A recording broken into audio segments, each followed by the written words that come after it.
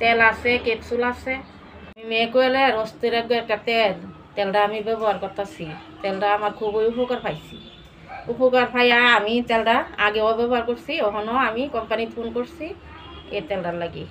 নাম কাজল রানী দাস। আমার বাড়ি রানীবাজার বিদ্যানগর, কালীনগরের রাস্তা মতো। নার্ভের থেকে আমার খাওয়ার হাঁটুর হাতের ব্যথা খুব কষ্ট পাই।